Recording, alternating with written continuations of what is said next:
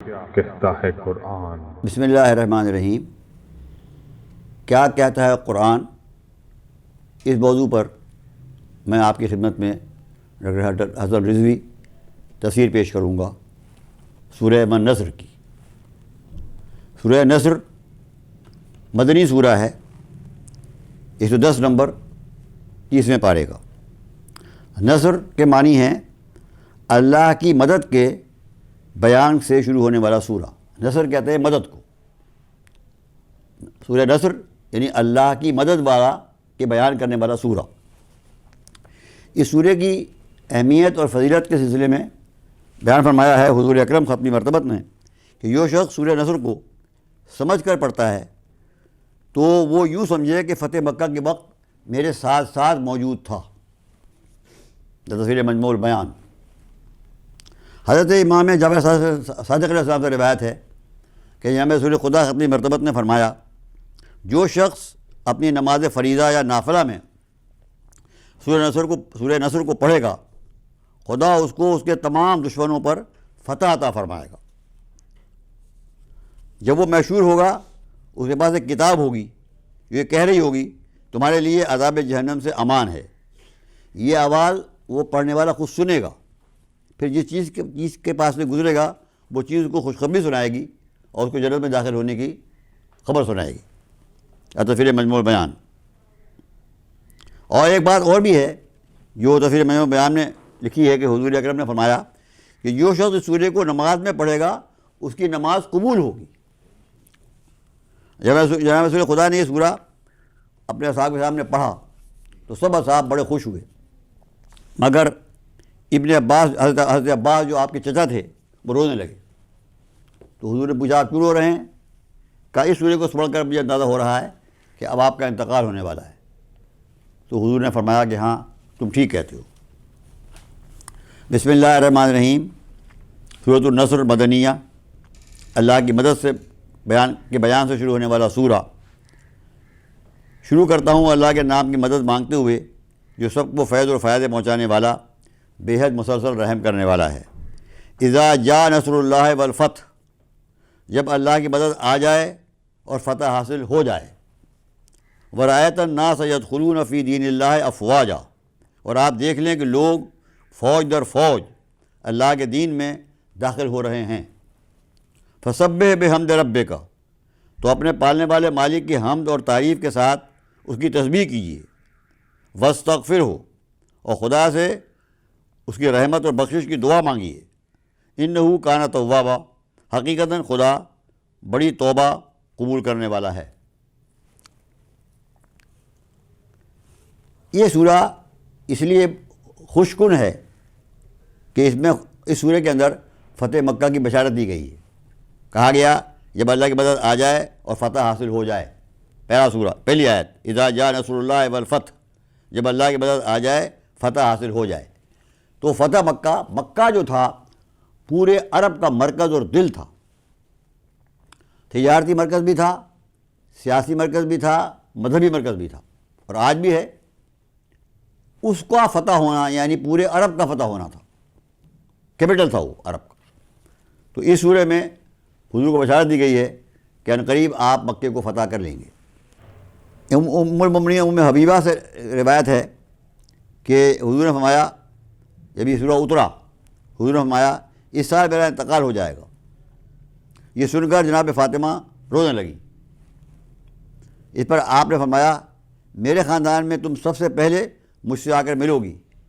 یہ سن کر جناب فاطمہ ہنسنے لگی۔ ابن ابی حاتم، ابن مردویہ، بحیقی بروایت ابن عباس۔ جامع رسول خدا ہجرت کے 8ویں سال ماہ رمضان کی 10 تاریخ کو مدینے سے مکہ 10,000 ساتھیوں کے ساتھ روانہ ہوئے عمرہ کرنے کے لیے۔ مکہ کے قریب ابو سفیان نے رسول اکرم کا لشکر جرار دیکھا۔ ابن عباس سے کہا آپ کے بھتیجے کی سلطنت تو بہت بڑی ہو گئی۔ حضرت عباس سے کہا اے احمق، یہ سلطنت نہیں ہے، یہ نبوت ہے۔ اب تو بھاگ کر مکے والوں کو بتا کہ وہ حضور کا مقابلہ نہیں کر سکتے۔ تو ابن عباس حضرت عباس نے حضور سے عرض کی کہ یا رسول اللہ، یہ ابو سفیان جو ہے یہ جاہ و مرتبے کا بھوکا ہے، کچھ آپ اس کو عطا فرما دیں۔ تو آپ نے کہا کہ جو شخص بھی مکے میں حرم کعبہ میں جمع ہو جائے گا، یا ابو سفیان کے گھر جمع ہو جائے گا، یا اپنے گھر کا دروازہ بند کر لے گا، اس کے لیے امان ہے۔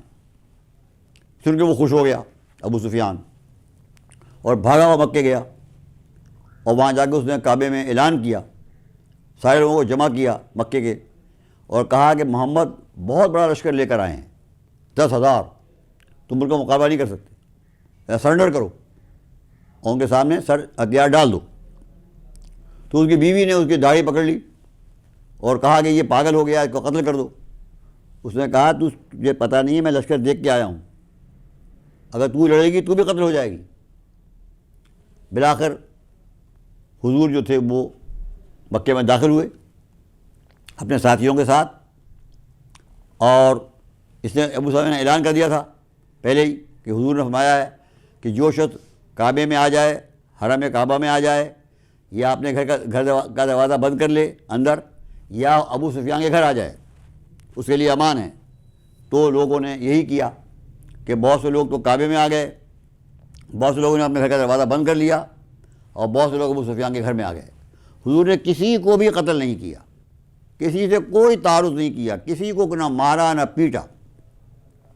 یہ دنیا کی ایک واحد فتح ہے، ورلڈ ہسٹری کے اندر یہ ایک واحد مثال ہے کہ کتنا مکے والوں نے 13 سال حضور کو تکلیفیں پہنچائی تھیں، پتھر مارے تھے، گالیاں دی تھیں، بڑے الفاظ استعمال کیے تھے، سخت مخالفت کی تھی، یہاں تک کہ آپ کو قتل کرنے کی کوشش کی تھی، یہاں تک کہ آپ کو مجبوراً مکے سے ہجرت فرمانی پڑی تھی، مگر آپ نے کسی کے ساتھ کوئی تعارض نہیں فرمایا، سب سے منع کر دیا، اور آرام سے آپ شہر میں داخل ہوئے، سارے مسلمان داخل ہوئے، اور آپ نے عمرہ کیا، اور اس کے بعد آپ نے جب آپ مکے میں داخل ہوئے تو مکہ یہاں سے شروع ہوتا تھا، ذوی طوا ایک محلہ ہے جہاں آج بھی حضرت خدیجہ کی قبر ہے، وہاں پر آپ اپنی پیشانی جو تھی اونٹ کے کوہان پر رکھ دی سجدے کے لیے، شکر سجدہ کیا آپ نے کہ میں اپنے وطن واپس آیا ہوں، مکہ میرے قبضے میں آ رہا ہے، اور وہاں آپ اترے، آپ نے جناب خدیجہ کی قبر کی زیارت کی، کیونکہ حضرت خدیجہ وہ بیوی ہیں جنہوں نے آپ کو پیٹرنائز کیا تھا، آپ کی مالی مدد کی تھی، اور آپ ہی کی وجہ سے اور حضرت ابو طالب کی وجہ سے عرب، مکے کے عرب جو تھے آپ کو قتل نہیں کر سکتے تھے، تنگ کرتے تھے مگر قتل نہیں کر سکتے تھے، لہذا اس کا شکریہ ادا کیا حضرت خدیجہ کا، فاتحہ پڑھی ان کی قبر پر، وہاں پر غسل فرمایا آپ نے، احرام باندھا آپ نے وہاں پر، اور وہاں سے آپ تشریف لائے، اور سجدہ کرتے ہوئے، سر جھکائے ہوئے، تکبر سے نہیں۔ یہ فاتح جو کسی شہر میں داخل ہوتا ہے اس کا انداز کیا ہوتا ہے، گردن اس کی لکڑی ہوتی ہے، سر اس کا چڑھا ہوتا ہے، مگر آپ بار بار سجدے شکر ادا کرتے تھے، سر جھکائے ہوئے داخل ہوئے، اور جب کعبے کے پاس آئے تو جو کعبے کے باہر بت تھے ان سب کو توڑ دیا، اور یہ آیت پڑھی کہ جال حق و زحق الباطل ان الباطل کان زہوقا، حق آ گیا، باطل ختم ہو گیا، اور باطل کو تو ختم ہونا ہی تھا، مٹنا ہی تھا۔ اب جب کعبے کے اندر داخل ہوئے تو چھوٹے چھوٹے بت تو آپ نے اپنی عصا سے توڑ دیے، مگر 3 بت ایسے تھے جو کعبے کی چھت کے اوپر رسد تھے اور بہت مضبوط تھے، وہاں تک حضور کا ہاتھ نہیں پہنچ سکتا تھا۔ تو حضور نے حضرت علی سے کہا کہ تم میرے کندھے پہ کھڑے ہو اور ان بتوں کو توڑو۔ حضرت علی آپ کے کندھے پہ کھڑے ہوئے اور ان بتوں کو توڑ کر پھینکا۔ تو اس وقت شاہ ولی اللہ محدث دہلوی لکھتے ہیں، یہ پورا منظر بیان کرتے ہیں، اس کے بعد لکھتے ہیں کہ حضور نے، حضرت علی نے حضور سے کہا کہ یا رسول اللہ آپ کو زحمت ہو رہی ہوگی، آپ مجھے اٹھائے ہوئے ہیں کندھے کے اوپر، میرا وزن آپ اٹھائے ہوئے ہیں تو آپ کو زحمت ہو رہی ہوگی۔ تو حضور نے کہا کہ نہیں یا علی، مجھے کوئی زحمت نہیں ہو رہی ہے، مجھے خوشی ہو رہی ہے۔ اس لیے شاہ صاحب کے الفاظ ہیں، شاہ محدث دہلوی کے الفاظ ہیں کہ انہوں نے فرمایا حضور نے کہ تو کار حق می کنی، تو حق کا کام کر رہا ہے، من بار حق می کشم، اور میں حق کا بدل اٹھائے ہوئے ہوں۔ نہیں کہا کہ علی کا وزن اٹھائے ہوئے ہوں، من بار حق می کشم، میں حق کا وزن اٹھائے ہوئے ہوں۔ مدارج النبوہ کے الفاظ ہیں یہ۔ غرض جب سب بتوں کو صاف کر دیا تو آپ کعبے کے دروازے پہ کھڑے ہوئے اور تمام سرداران قریش آپ کے سامنے کھڑے تھے۔ تو آپ نے کہا بتاؤ اب تمہارا کیا خیال ہے، میں تمہارے ساتھ کیا سلوک کروں گا؟ یہ وہ لوگ ہیں جنہوں نے حضور کو پتھر مارے ہیں، گالیاں دی ہیں، یہاں تک کہ قتل کرنے کی کوشش کی ہے، ہر قسم کی تکلیف پہنچائی ہے۔ 13 سال، ایک دن کی بات نہیں ہے، 13 سال یہ سب وہ کھڑے ہوئے ہیں آپ کے سامنے مجرم۔ انہوں نے سب نے عرض کی ہاتھ جوڑ کر کہ ہم کو نیکی کے اور بھلائی کے سوا آپ سے کوئی توقع نہیں ہے۔ دیکھیے یہ ہے کردار، اسے کہتے ہیں مکارم اخلاق، انک لعلی خلق عظیم۔ وہ جو آپ کو مارتے تھے، گالیاں دیتے تھے، قتل کرنے کو تیار تھے، آپ کے سخت دشمن تھے، آپ سے جنگ کرتے تھے، وہ تک اپنے منہ سے کہہ رہے ہیں کہ ہم کو آپ سے بھلائی کے سوا، اچھائی کے سوا کسی بات کی امید نہیں، کیونکہ آپ شریف انسان ہیں۔ کتنی بڑی بات ہے یہ۔ تو آپ کی آنکھوں میں آنسو آ گئے، آپ نے وہ تکلیفیں آپ کو یاد آئیں، آپ کی آنکھوں میں آنسو آ گئے، وہ لوگ بھی رونے لگے، وہ لوگ خود رونے لگے شرمندگی سے۔ پھر آپ نے فرمایا لا تثریب علیکم اليوم یغفر اللہ لکم، آج کے بعد تم پر کوئی باس پرس نہیں ہے، اب تم سے کوئی باس پرس نہیں کی جائے گی، اب تم سے کوئی سوال جواب نہیں کیا جائے گا، اللہ تمہیں معاف کرے۔ دیکھیے کتنی بڑی بات ہے، دنیا کی تاریخ میں مثال نہیں ملے گی اس کی کہ 2 جملے کہنے کے بعد آپ نے نہ کوئی گالیاں دیں، نہ برا بھلا کہا، نہ ان کی وہ باتیں یاد دلائیں، نہ کسی قسم کی سزا دی، کچھ بھی نہیں، بس ایک سوال کیا کہ بتاؤ تم مجھ سے کیا امید ہے، اور انہوں نے یہی کہا کہ ہمیں آپ سے صرف بھلائی کے سوا کسی بات کی امید نہیں ہے۔ کتنی بڑی بات ہے یہ، کلمہ ہے میں کہتا ہوں۔ اور اس کے بعد آپ نے فرمایا کہ آج کے بعد تم پر کوئی باس پرس نہیں ہے، لا تثریب علیکم اليوم، اور پھر دعا کی یغفر اللہ لکم، اللہ تمہارے گناہ معاف کرے، میں نے تو معاف کر ہی دیے، اللہ بھی تمہارے گناہ معاف کرے۔ کتنی بڑی بات ہے دشمنوں کے ساتھ، یہ کہتے ہیں کمال اخلاق۔ اور خاص بات اس میں یہ ہے کہ یہ وہی الفاظ ہیں جو حضرت یوسف نے اپنے بھائیوں سے کہے تھے۔ یوسف نے تو اپنے بھائیوں سے کہے تھے، جب ان کے بھائیوں نے، جب آپ کو بادشاہ ہو گئے تھے، وہ یہ آئے تھے یوسف کے بھائی جنہوں نے ان کو کنویں میں پھینکا تھا، جب یہ آئے اور حضرت یوسف اس وقت مصر کے بادشاہ ہو گئے تھے، اور جب ان بھائیوں نے پہچانا کہ یہ تو وہی میرے بھائی ہیں یوسف جن کو ہم نے کنویں میں پھینکا تھا، تو انہوں نے معافی مانگی، شرمندگی کا اظہار کیا بھائیوں نے۔ تو حضرت یوسف نے یہی الفاظ کہے جو قرآن میں سورہ یوسف میں بیان کیے گئے ہیں، کہ انہوں نے یہی الفاظ کہے تھے یوسف نے کہ لا تثریب علیکم اليوم، بس تمہارے پر کوئی باس پوس نہیں ہے، تم سے کوئی سوال جواب، سزا وزا کچھ نہیں دی جائے گی تم کو، یغفر اللہ لکم، خدا تمہیں معاف کرے۔ وہ الفاظ جو حضرت یوسف نے اپنے بھائیوں سے کہے تھے، وہ الفاظ حضور نے اپنے دشمنوں سے کہے، خون کے پیاسوں سے کہے۔ کتنے بڑا کردار کی بات ہے یہ۔ تو اس کے بعد لکھا ہے کہ ابو سفیان بھاگ کر آیا اور اس نے رسول اکرم کے رکاب کا بوسہ دیا اور کہا کہ سعد ابن عبادہ آ رہے ہیں، مکے میں داخل ہو رہے ہیں اور ایسے اشعار پڑھ رہے ہیں جس سے خون کی بو آ رہی ہے۔ تو حضور نے حضرت علی کو بھیجا فوراً کہ ان سے علم لے لو اور نرمی کے ساتھ داخل ہو۔ پھر علی گئے اور سعد ابن عبادہ کو روکا اشعار پڑھنے سے، ان سے علم لیا اور انصار کا علم ان سے لیا، اور نرمی کے ساتھ سر جھکائے ہوئے جیسے رسول داخل ہوئے تھے ویسے حضرت علی انصار کے ساتھ داخل ہوئے۔ پھر آپ نے، حضور نے خطبہ پڑھا اور یہ بھی کہا کہ تم سب جو کام کرتے تھے اس سے پہلے حاجیوں کے لیے وہ سب کرتے رہو گے۔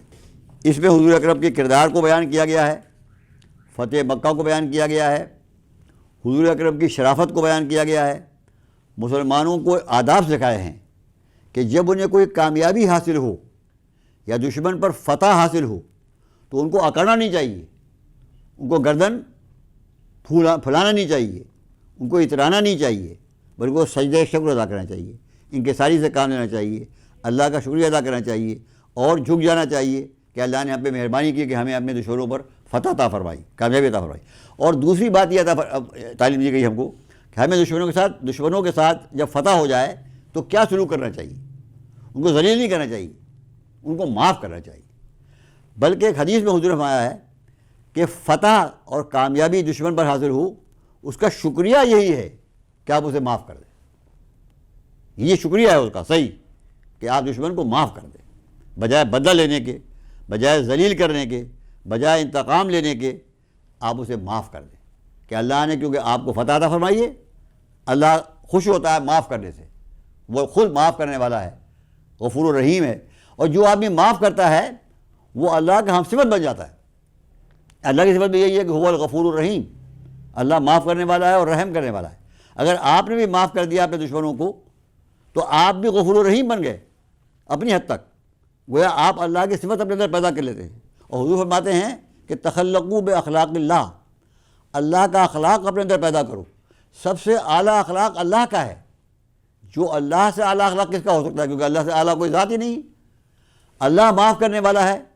اگر آپ بھی اپنے اندر یہ صفت پیدا کر دیں کہ آپ کے ذات کو زیادتی کرے، آپ اسے معاف کر دیں، تو گویا آپ نے اللہ کی صفت اپنے اندر پیدا کر لی۔ اور یہی اللہ کا قرب ہے۔ اللہ کے قریب ہونے کے معنی یہ نہیں ہے کہ ہم جسمانی اعتبار سے اللہ کے قریب ہو جائیں، وہ تو قرآن مجید میں خود فرمایا گیا ہے کہ نحن اقرب الیکم من حبل الورید، ہم تو تمہاری گلے کی گردن جو شہ رگ ہے اس سے بھی کہیں زیادہ قریب ہیں۔ تو اور کیا قریب ہوگا؟ اللہ سے قریب ہونے کے معنی دو ہیں۔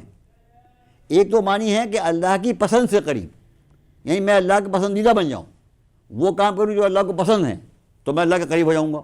دوسری اس سے بڑے معنی یہ ہے کہ میں اللہ کا ہم صفت ہو جاؤں، جو صفتیں اللہ کے اندر ہیں وہی میرے اندر پیدا ہو جائیں۔ اللہ دینے والا ہے، میں بھی دینے والا بن جاؤں۔ اللہ معاف کرنے والا ہے، میں بھی معاف کرنے والا بن جاؤں۔ اللہ رحمان و رحیم ہے، میں بھی رحمان و رحیم بن جاؤں۔ اللہ رؤوف و رحیم ہے، اللہ رب ہے، پالنے والا ہے، میں بھی لوگوں کو جو یتیموں کو پالوں، جو غریب ہیں ان کو پالنے کی مدد کروں۔ اگر میں اپنے اندر یہ صفتیں پیدا کر لوں گا تو میں اللہ کا ہم صفت ہو جاؤں گا اور رسول اکرم کی حدیث کا مصداق ہو جاؤں گا کہ حضور نے فرمایا تخلقوا باخلاق اللہ، اپنے اندر اللہ کا اخلاق پیدا کرو۔ سب سے اعلیٰ اخلاق اللہ کا ہے، اس کے بعد رسول کا ہے۔ اخلاق حضور کا سب سے اعلیٰ ہے، وہ بھی اللہ ہی کا اخلاق ہے as a matter of fact. لیکن اینی ہاؤ سب سے اعلیٰ ترین اخلاق جو ہے، وہ عادتیں جو ہیں وہ اللہ کی ہیں۔ جو انسان اپنے اندر اللہ کی عادت پیدا کر لیتا ہے، مثلا دوسروں کو دیتا ہے، دوسروں کو جو دیتا ہے وہ بھی اللہ کی صفت ہے، اللہ بھی دیتا ہے۔ یہ رحمانیت ہے، یہ رحیمیت ہے۔ جو دیتا ہے وہ اللہ کی ہم صفت بن جاتا ہے۔ اقبال نے کہا ہاتھ ہے اللہ کا بندے مومن کا ہاتھ۔ بندے مومن کا ہاتھ اللہ کا ہاتھ جب بن جاتا ہے، جب یہ ہاتھ دوسروں کی مدد کرتا ہے، دوسروں کے کام آتا ہے، دوسروں کو کچھ دیتا ہے، تو اس میں ہمیں اس سورے میں ہم کو یہ تعلیم دی گئی ہے کہ اگر اللہ ہم کو کامیابی عطا فرمائے، فتح عطا فرمائے، خاص طور سے اپنے دشمنوں کے اوپر، تو ہم ان کو دیں بجائے ان سے لیں۔ حضور نے ایک پیسہ نہیں لیا، حضور نے کسی ایک مکان پہ قبضہ نہیں کیا، آپ نے کوئی چیز چھینی نہیں ان سے، بلکہ یہاں تک کہ جو مرتبے ان کو عہدے حاصل تھے وہ عہدے تک آپ نے لوٹا دیے ان کو، کہ آپ انہیں عہدوں پر باقی رہیں گے۔ جو حاجیوں کو پانی پلاتے تھے وہ حاجیوں کو پانی پلائیں گے، جو حاجیوں کی خدمت کرتے تھے وہ خدمت کریں گے، جو خانہ کعبہ کی چابی رکھتے تھے وہ چابی رکھیں گے، خانہ کعبہ کی وہ کھولیں گے۔ وہی مرتبے تک نہیں چھینے، مال تک نہیں چھینا، مکان تک نہیں چھینا، حالانکہ آپ کو حق حاصل تھا، انہوں نے چھینا تھا ہمارے مسلمانوں کے مکانوں کو، آپ کم سے کم وہی مکان لے لیتے واپس جو انہوں نے مسلمانوں کے چھینے تھے، آپ نے وہ مکان تک نہیں واپس لیے۔ کتنی بڑی بات ہے یہ۔ میں تو بتایا کہ فتح کرنے کا مطلب یہ نہیں ہے حاصل ہونے کا ہم اوروں کا مال چھینیں، اوروں سے لیں، بلکہ ان کو معاف کر دیں اور ان پر رحم کریں، ان کے لیے دعا کریں۔ اس سے بڑی بات اور کیا ہو سکتی ہے؟ حضور میری سب سے بڑی تمنا زندگی کی یہ ہے کہ حضور میرے لیے دعا کر دیں۔ اگر حضور میرے لیے دعا کریں تو میرا تو سارا مسئلہ ختم ہو جائے گا، حل ہو جائے گا۔ اس سے بڑی اور کیا سعادت ہو سکتی ہے کہ حضور میرے لیے دعا کر دیں یا آپ کے لیے دعا کر دیں۔ حضور نے ان لوگوں کے لیے دعا کی کہ جو خون کے پیاسے تھے، آپ کے جو آپ کے بڑے دشمن تھے، گالیاں دینے والے، پتھر مارنے والے، قتل کرنے والے تھے، ان تک کو آپ نے دعا دی، فرمایا یغفر اللہ لکم، اللہ تمہیں معاف کرے۔ کتنی بڑی بات ہے یہ اخلاق ہے، یہ کردار ہے، یہ انسانیت ہے، یہ ہے شرافت، یہ ہے اسلام۔ اسلام اسے کہتے ہیں کہ ہم دشمنوں تک کو اپنے معاف کر دیں، ان کے لیے دعا کریں۔ ہمیں بھی اللہ توفیق عطا فرمائے اپنی اس اخلاق کو پیدا کرنے کی۔ اللہ اگر ہمیں فتح عطا فرمائے دشمنوں پر، ہم بھی ان کو معاف کریں اور وہی سلوک اختیار کریں جو حضور نے اپنے دشمنوں کے ساتھ اختیار کیا تھا۔ وآخر دعوانا ان الحمد للہ۔